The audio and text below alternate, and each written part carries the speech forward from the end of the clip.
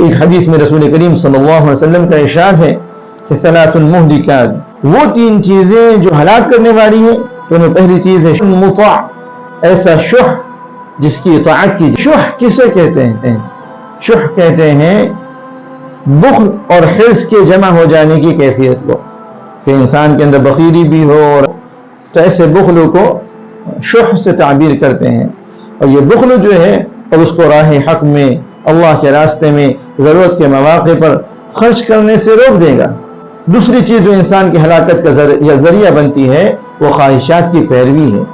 और तीसरी चीज़ इजाबुल मर्इ बिनफ्सिही, आप ही को पसंद करना, इंसान के अंदर मैंपन आ जाना कि मैं मेरी बात, या मेरी कौल, मेरी राय, या मैंने ये कह दिया, या मैंने वो कर दिया। ये चीज़ें जब इंसान के अंदर पैदा हो जाती है, मैंपन जब आ जाता है, तो ये उसकी हलाकत का जरिया बन जाता है।